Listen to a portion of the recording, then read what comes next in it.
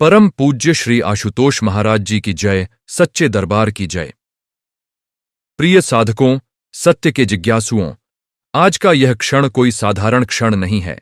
आज का यह दिन कोई साधारण दिन नहीं है, क्योंकि आज गुप्त नवरात्रि का तीसरा पावन दिवस है और इस दिव्य अवसर पर हम सब मिलकर उस रहस्य को समझने का प्रयास करेंगे जिसे शास्त्रों ने युगों युगों से गुप्त साधना कहकर पुकारा है।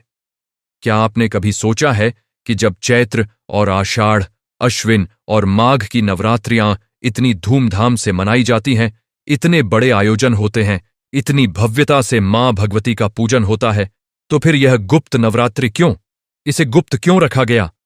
इसके पीछे कोई साधारण कारण नहीं, बल्कि एक अत्यंत गूढ़ आध्यात्मिक रहस्य छिपा हुआ है। और आज हम उसी रहस्य के द्वार पर खड़े हैं, उसी रहस्य को खोलने का प्रयास करेंगे जिसे परम पूज्य सद्गुरु श्री आशुतोष महाराज जी ने अपने असंख्य सत्संगों में बार बार अपने शिष्यों को समझाया है। मैं आज आपके समक्ष कोई कहानी सुनाने नहीं आया हूं, मैं आज आपको वह अनुभव बांटने आया हूं जो मुझे स्वयं अपने गुरुदेव से प्राप्त हुआ है, जो मुझे उनके श्री चरणों में बैठकर उनके मुखारविंद से सुनकर प्राप्त हुआ है। हमारे परम पूज्य सद्गुरुदेव श्री आशुतोष महाराज जी, जो आज भी अपने भक्तों के मध्य समाधि अवस्था में विराजमान हैं और अपनी दिव्य शक्ति से पूरे संसार का मार्गदर्शन कर रहे हैं, उन्होंने सदैव यह शिक्षा दी है कि गुप्त नवरात्रि वास्तव में साधना की वह अवस्था है जिसमें साधक अपने अंतर्मन में प्रवेश करता है, बाहरी दिखावे से दूर होकर अपनी आत्मा के भीतर उस परम सत्ता को खोजने का प्रयास करता है जो निराकार है, जो अनंत है, जो हर कण में व्याप्त है। यह नवरात्रि इसलिए गुप्त कही गई है क्योंकि इसमें की जाने वाली साधना बाहरी प्रदर्शन के लिए नहीं, बल्कि भीतरी जागृति के लिए होती है। ये साधना दिखावे के लिए नहीं, आत्म साक्षात्कार के लिए होती है। अब आप सोचिए, संसार में हम कितने काम ऐसे करते हैं जो केवल दिखाने के लिए करते हैं, जो केवल समाज को प्रभावित करने के लिए करते हैं, परंतु जब बात आती है अपनी आत्मा के उद्धार की, अपने वास्तविक कल्याण की, तो हम अक्सर पीछे रह जाते हैं। यही कारण है कि हमारे सद्गुरुदेव श्री आशुतोष महाराज जी सदैव कहा करते हैं कि साधना का असली अर्थ है भीतर की यात्रा, और गुप्त नवरात्रि हमें यही सिखाती है कि हमें अपनी साधना को गोपनीय रखते हुए बिना किसी दिखावे के पूर्ण श्रद्धा और समर्पण के साथ करना चाहिए। जब कोई साधक उपवास रखता है, जब वह अपनी इंद्रियों को संयमित करता है, जब वह अपने मन को मां भगवती के चरणों में, या यूं कहें कि उस परम सत्ता के चरणों में समर्पित करता है, तो वह वास्तव में अपने भीतर छिपी हुई शक्ति को जागृत करने का प्रयास करता है, जिसे शास्त्रों में कुंडलिनी शक्ति भी कहा गया है। गुप्त नवरात्रि का यह तीसरा दिन विशेष रूप से मां चंद्रघंटा की आराधना का दिन माना जाता है, परंतु हमारे सद्गुरुदेव इससे भी आगे की बात हमें सिखाते हैं। वे कहते हैं कि यह केवल बाहरी देवी की पूजा नहीं है, ये वास्तव में हमारे भीतर विराजमान उस शक्ति की पूजा है जो हमें भय से मुक्त करती है, जो हमें साहस प्रदान करती है, जो हमें जीवन के हर संघर्ष में डटे रहने की प्रेरणा देती है। जब हम उपवास रखते हैं तो हमारा शरीर हल्का होता है, हमारा मन शांत होता है, और इसी शांत मन में हम उस दिव्य ज्योति को अनुभव कर सकते हैं जिसे ब्रह्म ज्ञान कहा जाता है, जिसे प्राप्त करने के लिए हमारे गुरुदेव अपने समस्त शिष्यों को निरंतर प्रेरित करते रहते हैं। अब मैं आपसे यह पूछना चाहता हूं, क्या केवल अन्न त्यागना ही उपवास है? नहीं, बिल्कुल नहीं। हमारे सद्गुरुदेव ने अनेकों बार यह स्पष्ट किया है कि सच्चा उपवास वह है जिसमें हम अपने मन को, अपनी वासनाओं को, अपने विकारों को त्यागते हैं। उप का अर्थ है समीप और वास का अर्थ है रहना, अर्थात उपवास का वास्तविक अर्थ है अपने आराध्य के समीप रहना, अपने गुरु के समीप रहना, अपने भीतर विराजमान परमात्मा के समीप रहना। यदि हम केवल भोजन त्यागते हैं परंतु हमारा मन क्रोध, लोभ, मोह और अहंकार में डूबा रहता है, तो वह उपवास सच्चे अर्थों में उपवास नहीं कहलाता। तो आइए हम इस विषय में और गहराई से उतरें। हमारे परम पूज्य सद्गुरुदेव श्री आशुतोष महाराज जी अक्सर अपने सत्संगों में यह उदाहरण दिया करते हैं कि जिस प्रकार एक दीपक को जलाने से पहले उसकी बाती को शुद्ध किया जाता है, उसके चारों ओर की गंदगी को साफ किया जाता है, ठीक उसी प्रकार साधना के मार्ग पर चलने से पहले हमें अपने मन को शुद्ध करना आवश्यक है, और यह शुद्धिकरण उपवास और संयम के माध्यम से ही संभव होता है। गुप्त नवरात्रि के यह 9 दिन वास्तव में हमें यही अवसर प्रदान करते हैं कि हम अपने भीतर की मलिनताओं को धो डालें, अपने भीतर की नकारात्मकताओं को समाप्त करें और अपने आप को उस परम प्रकाश को ग्रहण करने योग्य बनाएं। संत कबीर दास जी ने भी अपनी वाणी में इसी भाव को बड़े सुंदर ढंग से व्यक्त किया है। उन्होंने कहा है कि जब तक मनुष्य अपने अंतःकरण को शुद्ध नहीं करता, तब तक वह चाहे कितनी भी बाहरी पूजा पाठ कर ले, उसे परमात्मा की प्राप्ति नहीं हो सकती। कबीर साहेब ने सदैव इस बात पर बल दिया कि सच्चा गुरु ही वह मार्ग दिखा सकता है जिससे मनुष्य अपने भीतर के अंधकार को दूर कर सके, और यही कारण है कि हमारे सद्गुरुदेव श्री आशुतोष महाराज जी भी निरंतर यह उपदेश देते रहे हैं कि गुरु के बिना, सच्चे सद्गुरु के मार्गदर्शन के बिना यह यात्रा असंभव है। जिस प्रकार एक अंधकार में भटकते हुए व्यक्ति को दीपक की आवश्यकता होती है, उसी प्रकार इस संसार रूपी अंधकार में भटकते हुए जीव को सद्गुरु रूपी दीपक की आवश्यकता होती है, जो उसे सही मार्ग दिखा सके। अब आप विचार कीजिए, गुप्त नवरात्रि में उपवास रखने का जो विधान हमारे आर्षि मुनियों ने बनाया, वह केवल शारीरिक शुद्धिकरण के लिए नहीं था, बल्कि वह हमारी चेतना को ऊंचा उठाने के लिए था। जब हम अपने आहार में संयम रखते हैं, जब हम सात्विक भोजन ग्रहण करते हैं या पूर्णतः उपवास रखते हैं, तो हमारे शरीर में उपस्थित तमोगुण और रजोगुण की मात्रा कम होती है और सतोगुण की वृद्धि होती है। इसी सतोगुण की प्रधानता में हमारा मन ध्यान और साधना के योग्य बनता है, और तभी हम उस परम सत्ता का अनुभव कर पाते हैं जिसे प्राप्त करना ही मानव जीवन का परम लक्ष्य है। हमारे सद्गुरुदेव श्री आशुतोष महाराज जी इसी परम लक्ष्य की प्राप्ति के लिए, इसी ब्रह्म ज्ञान की प्राप्ति के लिए अपने असंख्य शिष्यों को सत्य के मार्ग पर अग्रसर कर रहे हैं। चाहे वे आज समाधि अवस्था में ही क्यों न विराजमान हों, उनकी दिव्य शक्ति और उनका आशीर्वाद निरंतर अपने भक्तों पर बरस रहा है। गोस्वामी तुलसीदास जी ने रामचरितमानस में भी नवरात्रि और शक्ति पूजा के महत्व का वर्णन किया है, जहां उन्होंने बताया है कि माता जानकी ने भी अपने वनवास काल में देवी की आराधना की थी, ताकि उनका मन स्थिर रह सके, ताकि उनकी श्रद्धा अडिग रह सके। इसी प्रकार जब हम अपने जीवन में संकटों का सामना करते हैं, जब हमारे मार्ग में कठिनाइयां आती हैं, तो हमें भी उसी दृढ़ता के साथ, उसी श्रद्धा के साथ अपनी साधना में लगे रहना चाहिए।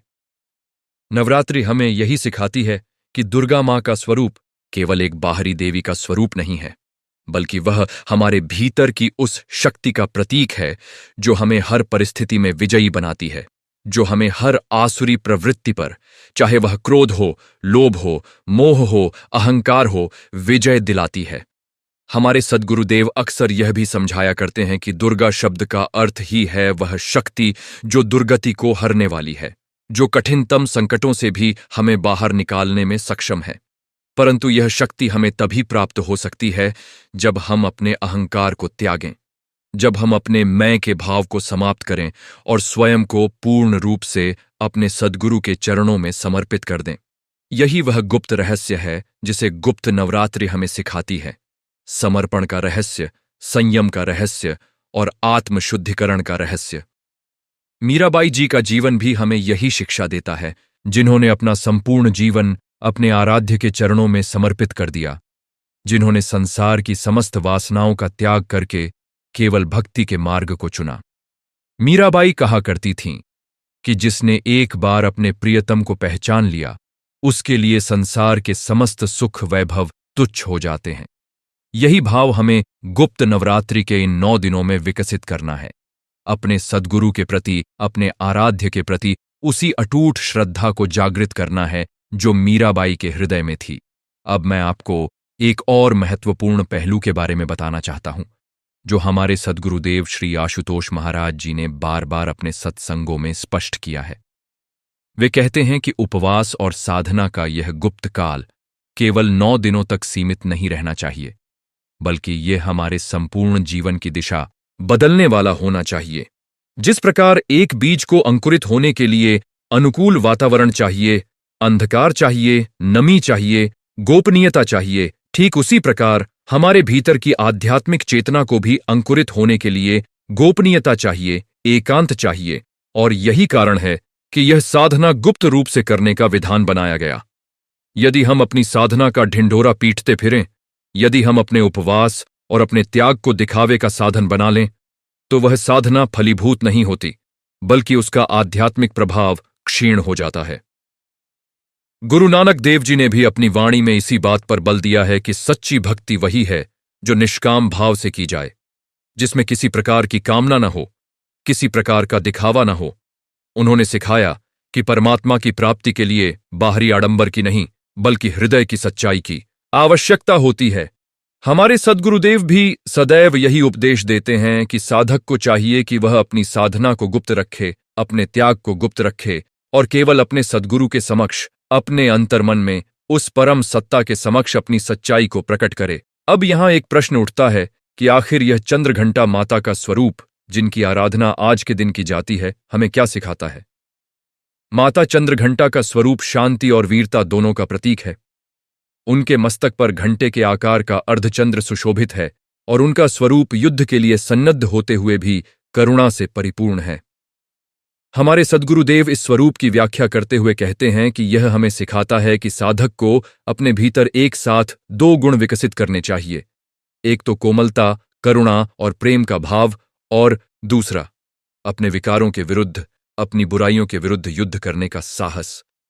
ये दोनों गुण एक साथ होने चाहिए, क्योंकि केवल कोमलता से हम अपने विकारों पर विजय नहीं पा सकते और केवल कठोरता से हम अपने भीतर प्रेम का विकास नहीं कर सकते।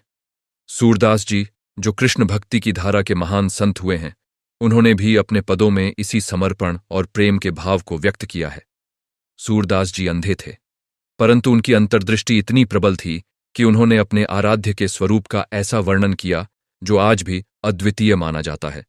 इससे हमें यह शिक्षा मिलती है कि बाहरी आंखों से देखना महत्वपूर्ण नहीं है, महत्वपूर्ण है अंतर्दृष्टि का विकास, जो केवल सच्चे गुरु के मार्गदर्शन में, ब्रह्म ज्ञान की प्राप्ति के द्वारा ही संभव है।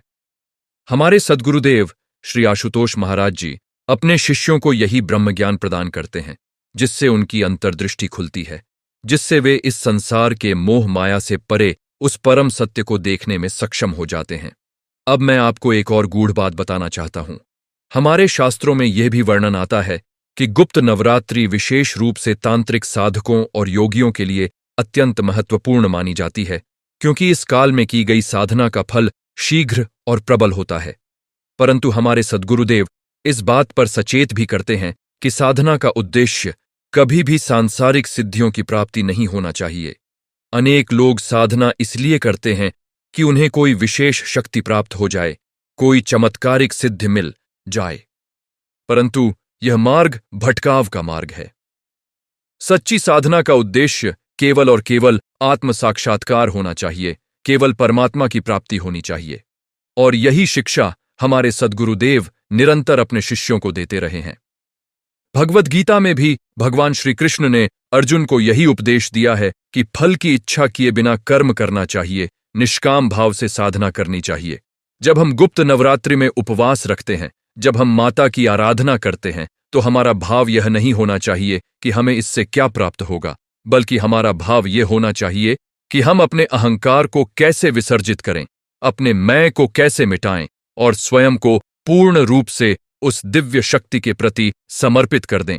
यही सच्ची भक्ति है, यही सच्ची साधना है, और यही मार्ग हमें हमारे सद्गुरुदेव श्री आशुतोष महाराज जी दिखाते हैं।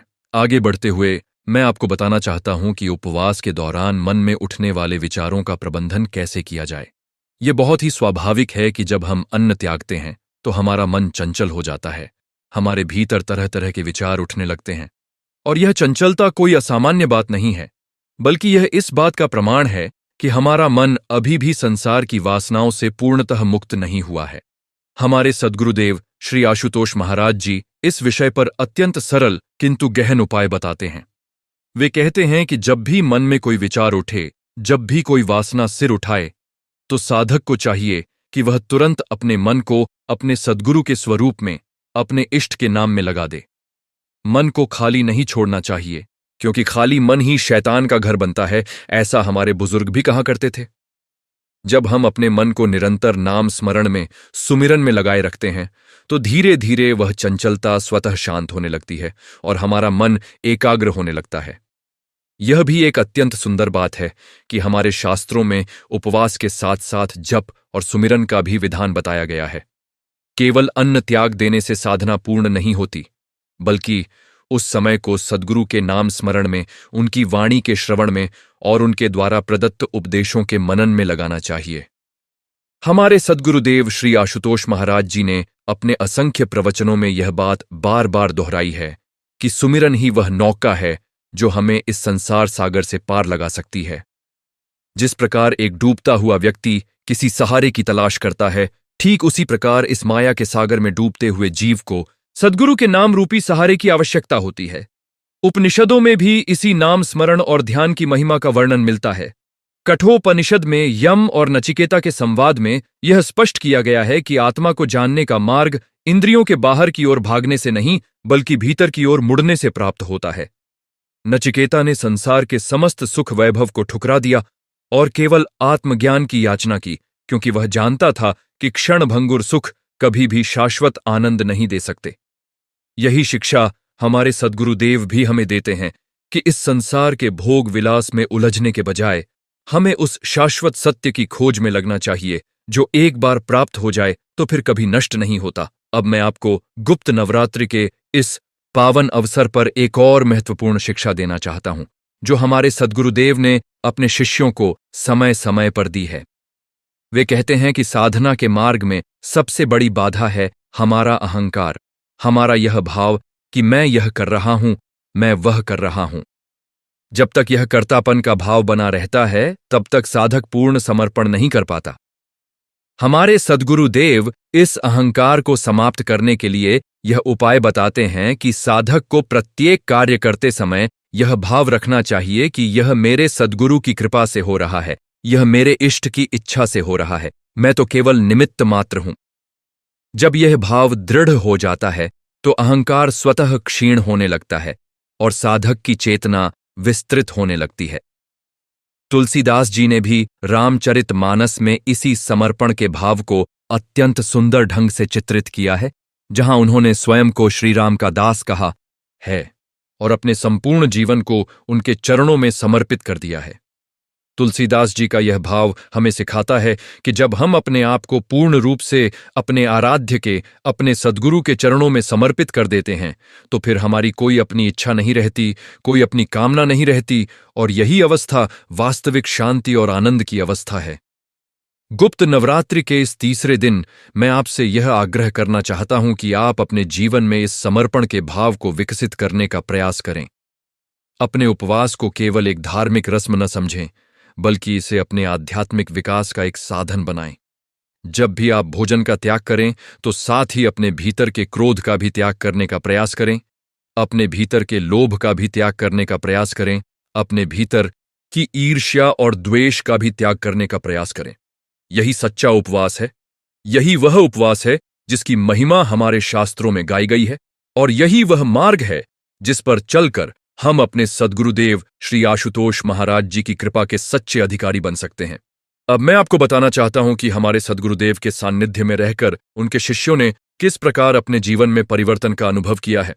ऐसे अनेकों शिष्य हैं जिन्होंने अपने जीवन में क्रोध, अहंकार और मोह जैसी दुष्प्रवृत्तियों से मुक्ति पाई है, केवल इसलिए कि उन्होंने अपने सद्गुरुदेव के बताए हुए मार्ग पर श्रद्धापूर्वक चलने का संकल्प लिया।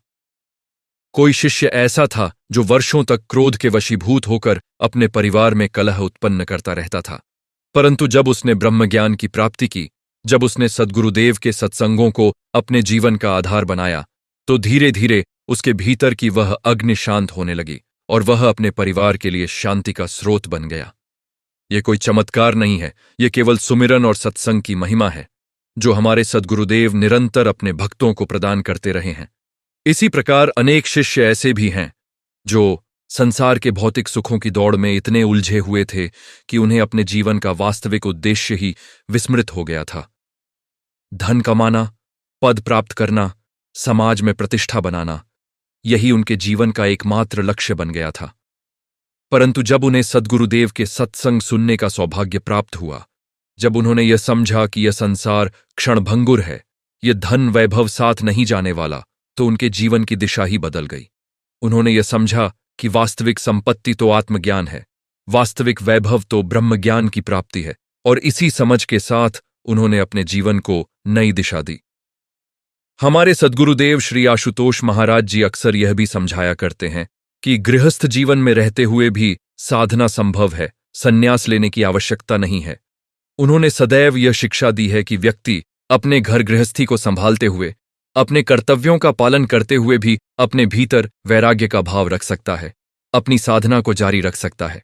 यह वैराग्य कोई बाहरी त्याग नहीं है, बल्कि यह भीतरी अनासक्ति का भाव है, जिसमें व्यक्ति संसार में रहते हुए भी संसार से ऊपर उठ जाता है। जिस प्रकार कमल का फूल कीचड़ में उगकर भी उससे अप्रभावित रहता है। भगवद गीता के दूसरे अध्याय में भी भगवान श्री कृष्ण ने अर्जुन को इसी स्थित प्रज्ञ अवस्था के बारे में बताया है, जहां साधक सुख दुख, लाभ हानि, यश अपयश में समान भाव रखता है। यह अवस्था तभी प्राप्त हो सकती है जब साधक को यह ज्ञान हो जाए कि यह शरीर नश्वर है, परंतु आत्मा अजर अमर है। हमारे सद्गुरुदेव इसी आत्मज्ञान को, इसी ब्रह्म ज्ञान को अपने शिष्यों में जागृत करते हैं, जिससे वे संसार के सुख दुख से परे उठकर उस परम आनंद का अनुभव कर पाते हैं जिसे शास्त्रों में परमानंद कहा गया है। गुप्त नवरात्रि के इस अवसर पर मैं आपको यह भी बताना चाहता हूं कि साधना के मार्ग में सत्संग का कितना महत्वपूर्ण स्थान है। अकेले उपवास रखने से, अकेले साधना करने से हमारा मन कई बार भटक भी सकता है, परंतु जब हम सत्संग में बैठते हैं, जब हम अपने समान विचारधारा वाले साधकों के साथ मिलकर सद्गुरुदेव की वाणी का श्रवण करते हैं, तो हमारी श्रद्धा और भी दृढ़ होती है, हमारा उत्साह और भी बढ़ता है। यही कारण है कि हमारे सद्गुरुदेव ने स्थान स्थान पर सत्संग भवनों की स्थापना की है, ताकि हर साधक को यह अवसर मिल सके कि वह नियमित रूप से सत्संग में सम्मिलित होकर अपनी साधना को सुदृढ़ कर सके। संत रविदास जी ने भी अपने पदों में इसी सत्संग की महिमा का वर्णन किया है। उन्होंने कहा है कि जिस प्रकार पारस के स्पर्श से लोहा सोना बन जाता है, ठीक उसी प्रकार सच्चे संतों की संगति से, सच्चे सद्गुरु के सत्संग से एक साधारण मनुष्य भी महान बन सकता है। यही महिमा हमारे सद्गुरुदेव श्री आशुतोष महाराज जी के सत्संग की भी है, जहां बैठकर असंख्य लोगों ने अपने जीवन को बदलते हुए देखा है, जहां बैठकर अनेकों ने अपनी वर्षों पुरानी बुराइयों से मुक्ति पाई है। अब मैं आपको उपवास के वैज्ञानिक और शारीरिक पक्ष के बारे में भी कुछ बताना चाहता हूं, क्योंकि हमारे सद्गुरुदेव सदैव यह भी समझाते हैं कि हमारे शास्त्रों में जो भी विधान बनाए गए हैं, वे केवल आध्यात्मिक दृष्टि से ही नहीं, बल्कि वैज्ञानिक दृष्टि से भी अत्यंत महत्वपूर्ण हैं। जब हम उपवास रखते हैं, तो हमारे शरीर को अपने आंतरिक अंगों को विश्राम देने का अवसर मिलता है। हमारा पाचन तंत्र, जो प्रतिदिन भोजन को पचाने में निरंतर कार्यरत रहता है, उसे भी विश्राम की आवश्यकता होती है, और उपवास के माध्यम से यह विश्राम स्वाभाविक रूप से प्राप्त हो जाता है। हमारे सद्गुरुदेव श्री आशुतोष महाराज जी इस बात पर बल देते हैं कि हमारे आर्षि मुनियों ने जो भी विधान बनाए, वे केवल अंधविश्वास नहीं थे, बल्कि उनके पीछे गहन वैज्ञानिक और आध्यात्मिक दोनों ही दृष्टिकोण विद्यमान थे। शरीर जब हल्का होता है तो मन भी स्वाभाविक रूप से हल्का हो जाता है, और हल्के मन में ही ध्यान और साधना सहज रूप से संभव हो पाती है। इसके विपरीत जब हम अत्यधिक भोजन ग्रहण करते हैं, विशेषकर तामसिक और राजसिक प्रकृति का भोजन, तो हमारा मन आलस्य और चंचलता से भर जाता है, और ऐसी अवस्था में साधना करना अत्यंत कठिन हो जाता है। हमारे सद्गुरुदेव अक्सर यह उदाहरण दिया करते हैं कि जिस प्रकार एक तालाब का पानी जब स्थिर होता है, तभी उसमें आकाश का प्रतिबिंब स्पष्ट रूप से दिखाई देता है, परंतु जब वही पानी चंचल होता है, लहरों से भरा होता है, तो प्रतिबिंब धुंधला हो जाता है। ठीक उसी प्रकार हमारा मन जब चंचल होता है, वासनाओं से भरा होता है, तो उसमें परमात्मा का प्रतिबिंब स्पष्ट नहीं हो पाता। परंतु जब हम उपवास और संयम के माध्यम से अपने मन को स्थिर करते हैं, शांत करते हैं, तो उसी शांत मन में हमें उस परम सत्ता का साक्षात्कार होने लगता है। यही कारण है कि गुप्त नवरात्रि के यह 9 दिन हमें विशेष रूप से इस दिशा में प्रयास करने का अवसर प्रदान करते हैं। अब मैं आपको एक और गूढ़ विषय के बारे में बताना चाहता हूं, जिसे हमारे सद्गुरुदेव ने बार बार अपने प्रवचनों में स्पष्ट किया है, और वह है समय की महत्ता। हमारे शास्त्रों में यह कहा गया है कि नवरात्रि के यह दिन विशेष रूप से इसीलिए चुने गए हैं क्योंकि इस समय प्रकृति में एक विशेष प्रकार का ऊर्जा प्रवाह होता है, ऋतु परिवर्तन का समय होता है, और इस परिवर्तन के समय साधना का प्रभाव कहीं अधिक शीघ्रता से और प्रबलता से होता है। जिस प्रकार किसान बीज बोने के लिए उचित आऋतु की प्रतीक्षा करता है, ठीक उसी प्रकार साधक को भी साधना के लिए उचित समय का ज्ञान होना चाहिए, और हमारे सद्गुरुदेव यही ज्ञान अपने शिष्यों को प्रदान करते हैं। परंतु साथ ही हमारे सद्गुरुदेव यह भी सचेत करते हैं कि केवल विशेष अवसरों पर ही साधना करना पर्याप्त नहीं है। सच्चा साधक तो वह है जो प्रतिदिन प्रतिक्षण अपने सद्गुरु का स्मरण करता है, जो ब्रह्म मुहूर्त में उठकर अपनी साधना करता है, जो अपने प्रत्येक कर्म को अपने इष्ट के प्रति समर्पित भाव से करता है। गुप्त नवरात्रि जैसे विशेष अवसर तो केवल हमें स्मरण कराने के लिए आते हैं, हमें जागृत करने के लिए आते हैं, ताकि हम अपनी नियमित साधना में और अधिक तीव्रता और अधिक श्रद्धा उत्पन्न कर सकें। यदि हम केवल इन 9 दिनों में ही साधना करें और शेष वर्ष अपनी पुरानी आदतों में लौट जाएं, तो यह साधना अधूरी रह जाती है। हमारे सद्गुरुदेव श्री आशुतोष महाराज जी का यह मत सदैव रहा है कि साधना एक निरंतर प्रक्रिया है, यह कोई एक बार की घटना नहीं है। जिस प्रकार एक वृक्ष को बड़ा होने के लिए निरंतर जल और पोषण की आवश्यकता होती है, ठीक उसी प्रकार हमारी आध्यात्मिक चेतना को भी निरंतर सुमिरन, निरंतर सत्संग और निरंतर सद्गुरु की कृपा की आवश्यकता होती है। जो साधक इस निरंतरता को बनाए रखता है, वही अंततः ब्रह्म ज्ञान की उस परम अवस्था को प्राप्त कर पाता है, जिसे प्राप्त कर लेने के बाद फिर कोई भय नहीं रहता, कोई शोक नहीं रहता, केवल शाश्वत आनंद की अनुभूति रहती है। अब मैं आपको यह भी बताना चाहता हूं कि किस प्रकार हमारे सद्गुरुदेव के सत्संगों में सम्मिलित होकर लोगों ने न केवल आध्यात्मिक उन्नति की है, बल्कि अपने पारिवारिक और सामाजिक जीवन में भी सामंजस्य स्थापित किया है। एक साधक ने अपने अनुभव साझा करते हुए बताया था कि विवाह के पश्चात उसके परिवार में सास बहू के मध्य निरंतर मतभेद रहते थे। घर का वातावरण सदैव तनावपूर्ण रहता था और इस कारण संपूर्ण परिवार मानसिक रूप से पीड़ित रहता था। परंतु जब उस परिवार को हमारे सद्गुरुदेव के सत्संग में आने का सौभाग्य प्राप्त हुआ, जब उन्होंने ब्रह्मज्ञान की महिमा को समझा, तो धीरे धीरे उनके भीतर सहनशीलता का भाव जागृत हुआ, एक दूसरे के प्रति सम्मान का भाव जागृत हुआ। हमारे सद्गुरुदेव सदैव यह शिक्षा देते हैं कि जब हम यह समझ लेते हैं कि प्रत्येक जीव में वही परमात्मा विराजमान है जो हमारे भीतर विराजमान है, तो फिर हमारे भीतर किसी के प्रति द्वेष का भाव, किसी के प्रति क्रोध का भाव स्वतः समाप्त होने लगता है। यही ज्ञान उस परिवार के जीवन में परिवर्तन का आधार बना और आज वह परिवार परस्पर प्रेम और सद्भाव के साथ जीवन व्यतीत कर रहा है। इसी प्रकार अनेक ऐसे उदाहरण भी हैं जहां व्यापार और नौकरी में असफलता से हताश व्यक्तियों ने सद्गुरुदेव की शरण में आकर नई ऊर्जा प्राप्त की।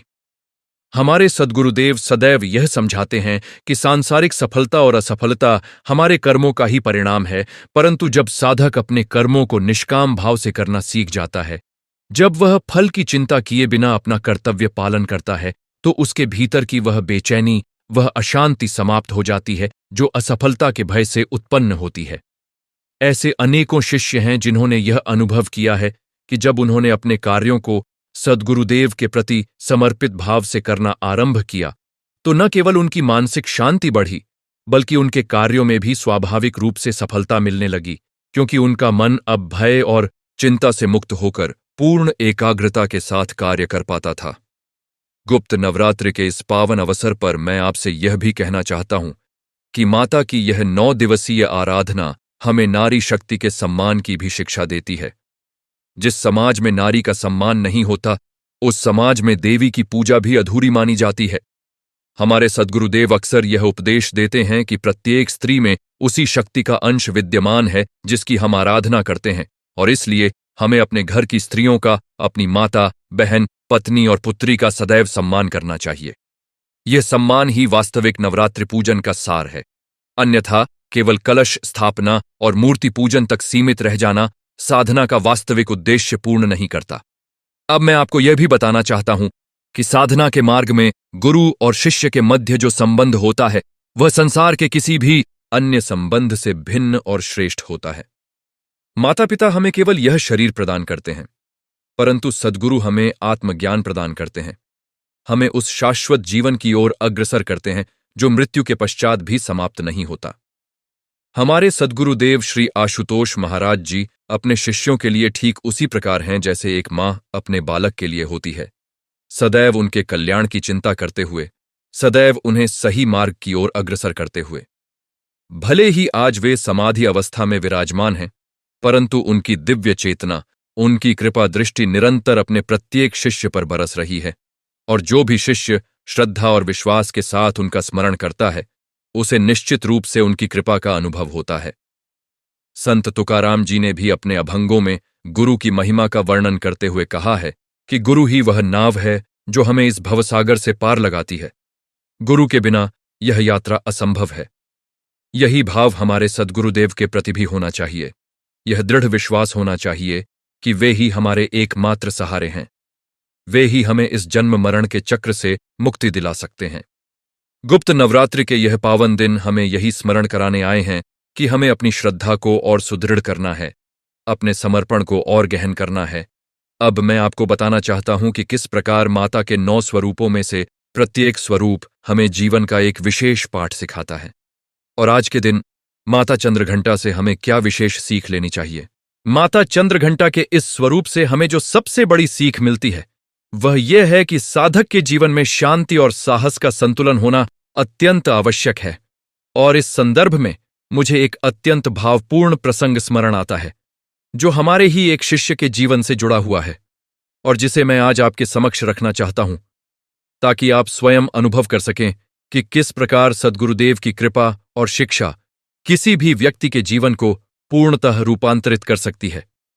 यह प्रसंग एक ऐसे व्यक्ति का है जो अपने जीवन के आरंभिक वर्षों में अत्यंत क्रोधी स्वभाव का था, जिसकी वाणी में सदैव कठोरता रहती थी, जिसके कारण उसके परिवार के लोग भी उससे भयभीत रहते थे और समाज में भी उसे एक कठोर और उग्र स्वभाव के व्यक्ति के रूप में जाना जाता था।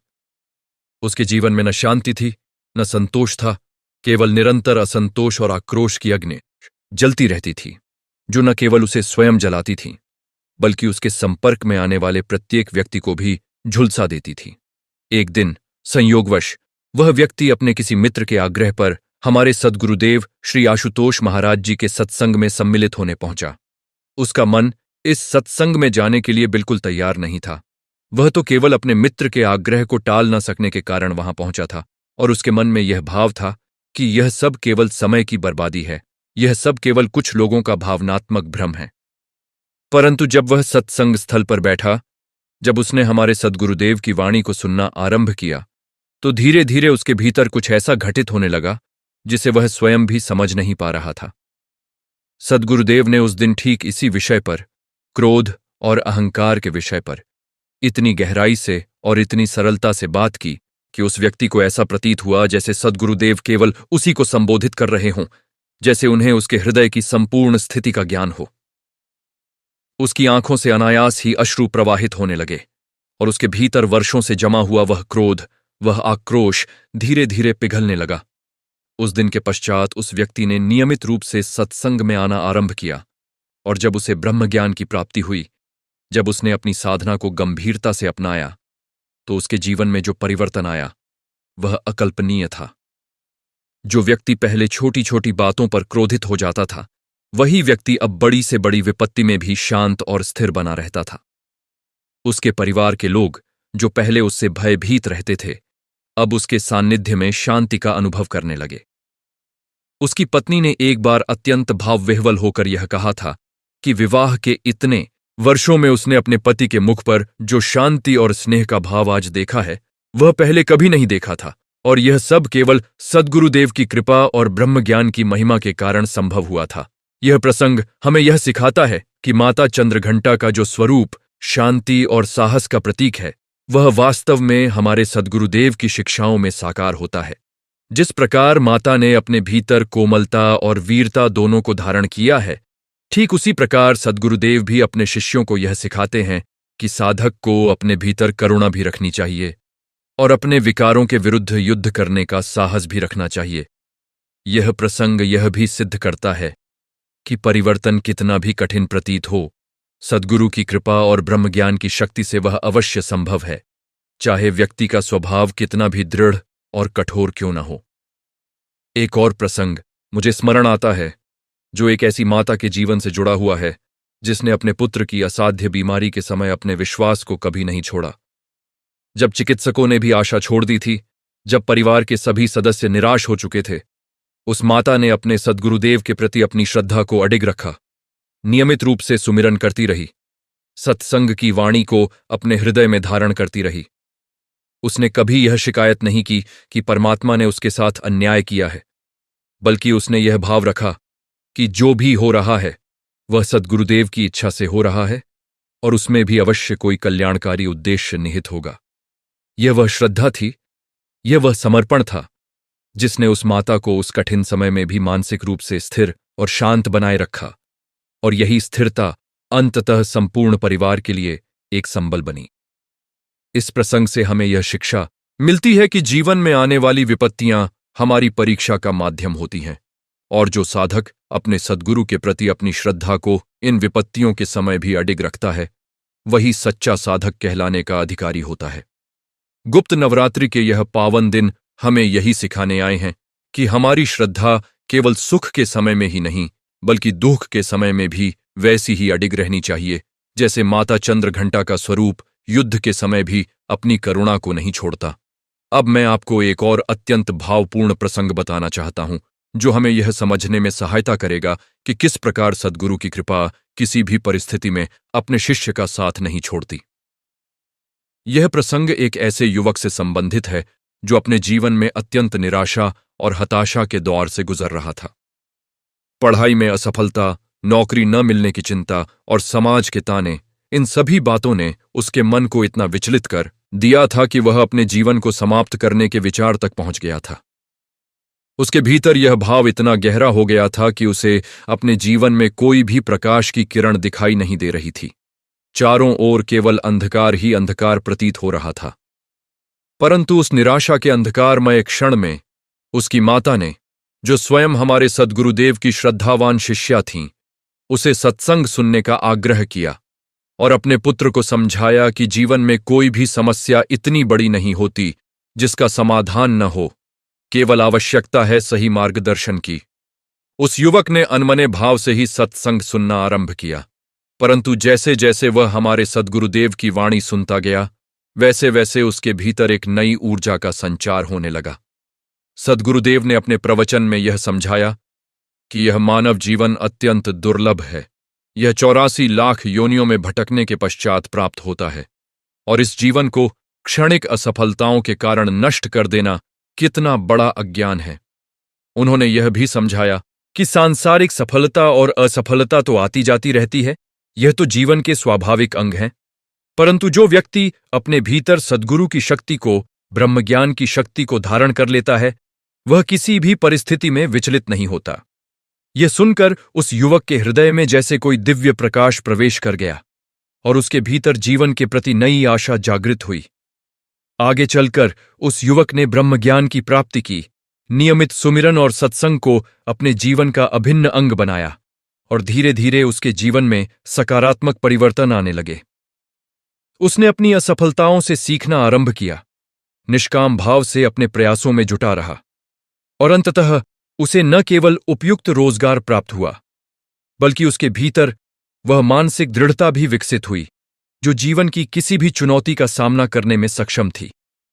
आज वह युवक स्वयं अनेकों निराश और हताश लोगों के लिए प्रेरणा का स्रोत बना हुआ है, और वह सदैव यह कहता है कि यदि उस दिन उसकी माता ने उसे सत्संग सुनने का आग्रह न किया होता, यदि सद्गुरुदेव की कृपा उस पर न बरसी होती, तो शायद वह आज इस संसार में ही न होता। यह प्रसंग हमें यह गहन शिक्षा देता है कि निराशा के गहनतम क्षणों में भी सद्गुरु की शरण एकमात्र सच्चा सहारा है। हमारे सद्गुरुदेव श्री आशुतोष महाराज जी सदैव यह उपदेश देते हैं कि जीवन कितना भी कठिन क्यों न प्रतीत हो, आत्महत्या का विचार कभी भी समाधान नहीं है, क्योंकि यह शरीर हमें इसी जीवन में अपने कर्मों का भोग करने और अपने कल्याण के लिए प्रयास करने हेतु प्राप्त हुआ है। जो लोग इस प्रकार की गहन निराशा से गुजर रहे हों, उन्हें अवश्य ही सत्संग की शरण लेनी चाहिए। अपने परिवार और शुभचिंतकों से अपनी पीड़ा साझा करनी चाहिए, क्योंकि अंधकार चाहे कितना भी घना क्यों न हो, सद्गुरु की कृपा का प्रकाश उसे अवश्य दूर कर सकता है। गुप्त नवरात्र के इस पावन अवसर पर माता चंद्रघंटा, जो भय का नाश करने वाली मानी जाती है, हमें यही स्मरण कराती है कि जीवन के किसी भी भय से, किसी भी निराशा से घबराने की आवश्यकता नहीं है, बल्कि हमें अपनी श्रद्धा और साधना के बल पर उस भय पर विजय प्राप्त करनी चाहिए। जब हम माता की आराधना करते हैं जब हम अपने सद्गुरुदेव का स्मरण करते हैं तो हमारे भीतर वही साहस, वही दृढ़ता जागृत होती है जो हमें जीवन की हर चुनौती का सामना करने में सक्षम बनाती है। एक और प्रसंग जो मुझे विशेष रूप से स्मरण आता है, एक वृद्ध दंपति के जीवन से संबंधित है, जिनके इकलौते पुत्र का विदेश में रहते हुए दुर्घटना में देहांत हो गया था। यह समाचार सुनकर उस वृद्ध दंपति पर जैसे आकाश ही टूट पड़ा हो, उनका संपूर्ण जीवन जैसे शून्य हो गया हो। उनके पास न तो जीने का कोई उद्देश्य शेष रहा, न ही कोई सहारा दिखाई दे रहा था। परंतु इस असहनीय दुख की घड़ी में भी उन्होंने अपने सद्गुरुदेव की शरण को नहीं छोड़ा। वे नियमित रूप से सत्संग में आते रहे, अपने दुख को सद्गुरुदेव के समक्ष व्यक्त करते रहे, और धीरे धीरे सद्गुरुदेव की शिक्षाओं ने उन्हें यह समझाया कि आत्मा अजर अमर है, यह केवल शरीर का नाश होता है, आत्मा का कभी नाश नहीं होता। यह ज्ञान उन्हें पूर्ण शांति तो नहीं दे सका, परंतु इससे उन्हें इतनी शक्ति अवश्य मिली कि वे अपने शेष जीवन को अर्थपूर्ण ढंग से व्यतीत कर सकें, अपने दुख को साधना की शक्ति में परिवर्तित कर सकें। अब मैं आपको यह भी बताना चाहता हूं कि किस प्रकार हमारे शास्त्रों में वर्णित विभिन्न कथाएं और प्रसंग हमें जीवन जीने की कला सिखाते हैं। और इसी संदर्भ में मुझे राजा हरिश्चंद्र की सत्यनिष्ठा का प्रसंग स्मरण आता है। राजा हरिश्चंद्र का यह प्रसंग हमारे शास्त्रों में सत्य की महिमा को स्थापित करने वाला एक अद्वितीय प्रसंग माना जाता है, और हमारे सद्गुरुदेव श्री आशुतोष महाराज जी भी अक्सर इस प्रसंग का उल्लेख करते हुए अपने शिष्यों को सत्य के मार्ग पर चलने की प्रेरणा देते हैं। राजा हरिश्चंद्र, जो अयोध्या के महान और प्रतापी राजा थे, उन्होंने अपने जीवन में सत्य की रक्षा के लिए अपना राजपाट त्याग दिया, अपनी पत्नी और पुत्र से बिछड़ना स्वीकार किया, स्वयं को दास के रूप में बेच दिया और श्मशान में शव जलाने का कार्य तक स्वीकार किया, परंतु अपने वचन से, अपने सत्य से कभी विचलित नहीं हुए। यहां तक कि जब उनके अपने पुत्र की मृत्यु हो गई और उनकी पत्नी उस शव को लेकर श्मशान पहुंची, तब भी राजा हरिश्चंद्र ने अपने कर्तव्य के अनुसार शुल्क की मांग की, क्योंकि उन्होंने अपने स्वामी के प्रति सत्यनिष्ठा का वचन दिया था। यह प्रसंग हमें यह गहन शिक्षा देता है कि सत्य का पालन करना कितना भी कठिन क्यों न हो, कितनी भी बड़ी परीक्षा क्यों न देनी पड़े, सच्चे साधक को अपने सत्य से कभी विचलित नहीं होना चाहिए। हमारे सद्गुरुदेव सदैव यह उपदेश देते हैं कि सत्य ही वह आधार है जिस पर संपूर्ण आध्यात्मिक जीवन टिका हुआ है। यदि साधक अपने आचरण में, अपने वचन में सत्य का पालन नहीं करता, तो चाहे वह कितनी भी साधना कर ले, कितना भी उपवास रख ले, उसकी साधना अधूरी ही रहती है। राजा हरिश्चंद्र की इस कठिन परीक्षा के पश्चात अंततः स्वयं देवताओं ने प्रकट होकर उनकी सत्यनिष्ठा की प्रशंसा की और उन्हें उनका राजपाट, उनका पुत्र, सब कुछ पुनः प्राप्त हुआ। ये हमें यह सिखाता है कि सत्य का मार्ग चाहे कितना भी कठिन प्रतीत हो, अंततः उसकी विजय अवश्य होती है और परमात्मा अपने सच्चे भक्तों की सदैव रक्षा करते हैं। हमारे सद्गुरुदेव इस प्रसंग को अपने सत्संगों में सुनाते हुए अक्सर यह भी समझाते हैं कि आज के इस युग में जहां चारों ओर असत्य, छल और कपट का बोलबाला है, वहां सत्य के मार्ग पर चलना और भी अधिक चुनौतीपूर्ण हो गया है। परंतु यही तो वास्तविक परीक्षा है, यही तो साधक की सच्ची कसौटी है। जो व्यक्ति संसार के प्रलोभनों के मध्य भी अपने सत्य को, अपनी नैतिकता को बनाए रखता है, वही वास्तव में सद्गुरु की कृपा का सच्चा अधिकारी बनता है। गुप्त नवरात्रि के इन पावन दिनों में जब हम माता की आराधना कर रहे हैं, हमें यह भी संकल्प लेना चाहिए कि हम अपने जीवन में सत्य के मार्ग को कभी नहीं छोड़ेंगे, चाहे उसके लिए हमें कितना भी त्याग क्यों न करना पड़े। अब मुझे एक और प्रसंग स्मरण आता है जो भक्त प्रहलाद के जीवन से संबंधित है, जिन्होंने अपने पिता हिरण्यकश्यप के अत्याचारों के बावजूद अपनी भक्ति को कभी नहीं छोड़ा। हिरण्यकश्यप, जो स्वयं को ही भगवान मानता था, उसने अपने पुत्र प्रहलाद को अनेकों प्रकार से यातनाएं दीं, उसे अग्नि में डलवाया, विष पिलाया, हाथियों के पैरों तले कुचलवाने का प्रयास किया, परंतु प्रहलाद की भक्ति इतनी दृढ़ थी, इतनी अटूट थी कि प्रत्येक प्रयास में स्वयं भगवान ने उसकी रक्षा की। प्रहलाद का यह विश्वास कि परमात्मा कण कण में व्याप्त हैं, अंततः तब सत्य सिद्ध हुआ जब स्वयं भगवान नरसिंह के रूप में एक खंभे से प्रकट हुए और हिरण्यकश्यप का वध करके अपने भक्त की रक्षा की। हमारे सद्गुरुदेव इस प्रसंग के माध्यम से यह शिक्षा देते हैं कि सच्ची भक्ति में इतनी शक्ति होती है कि वह किसी भी विपत्ति से, किसी भी अत्याचार से साधक की रक्षा कर सकती है। परंतु इसके लिए आवश्यक है कि भक्ति में प्रहलाद जैसी दृढ़ता हो, ऐसा अटूट विश्वास हो जो किसी भी परिस्थिति में डगमगाए नहीं। आज के युग में भी जब साधक अपने सद्गुरुदेव के प्रति ऐसी ही दृढ़ श्रद्धा रखता है, जब वह किसी भी सांसारिक कठिनाई से भयभीत हुए बिना अपनी साधना में लगा रहता है, तो सद्गुरुदेव की कृपा अवश्य उसकी रक्षा करती है, उसे हर संकट से उबारती है। अब मैं आपको यह भी बताना चाहता हूं कि किस प्रकार यह सभी कथाएं, यह सभी प्रसंग अंततः हमें एक ही सत्य की ओर इंगित करते हैं कि इस संसार में सच्चा सहारा, सच्चा आश्रय केवल सद्गुरु और परमात्मा की शरण ही है।